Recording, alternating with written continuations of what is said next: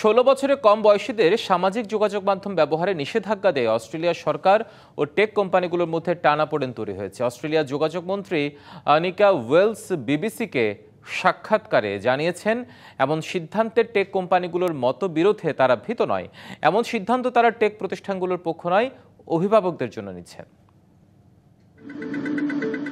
10 December থেকে অস্ট্রেলিয়ায় 16 বছরের নিচে তরুণ কিশোরদের জন্য মেটা, টিকটক, স্ন্যাপচ্যাট, ইউটিউব সহ বিশ্ববিখ্যাত 10টি সামাজিক যোগাযোগ মাধ্যম ব্যবহার বন্ধের ঘোষণা দিয়েছে দেশটির সরকার। অস্ট্রেলিয়ার সরকারের এমন ঘোষণায় ব্যাপক প্রতিক্রিয়া তৈরি হয়েছে দেশে বিদেশে।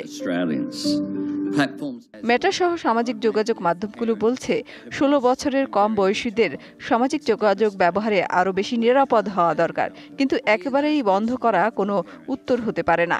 আর এমন সিদ্ধান্তে তারা উদ্বিগ্ন। নতুন এবং ফিরে আসা গ্রাহকদের জন্য নগদে চলছে ক্যাশব্যাক সহ প্রতিদিন হাজারো উপহার জেতার সুযোগ। হবে আশা আর ফেরা, সারপ্রাইজ সেরা।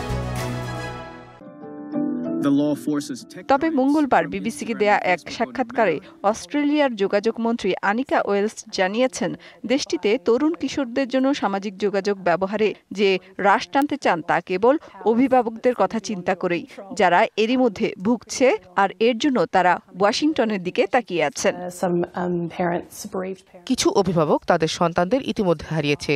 সামাজিক যোগাযোগ মাধ্যমে তাদের বুলিং ও হয়রানি করার কারণে তারা আত্মহত্যা করেছে। অস্ট্রেলিয়ার সংশ্লিষ্ট মন্ত্রণালয় ও কর্মকর্তাদের এজন্য মার্কিন কংগ্রেসের সামনে সাক্ষ্য দেওয়ার জন্য ডাকা হয়েছে। হোয়াইট হাউস এবং কংগ্রেসের অস্ট্রেলিয়ার পদক্ষেপগুলো বিবেচনা করার এবং পরীক্ষা করার অধিকার রয়েছে, তবে তাতে তারা বিভ্রান্ত হবেন না বলে জানিয়েছেন অস্ট্রেলিয়ার যোগাযোগ মন্ত্রী, কারণ ভালো পাবলিক নীতি দেখাশোনা করার জন্য জনগণ তাদের কর দেয়। মেহের মনি, ডিবিসি নিউজ ডেস্ক।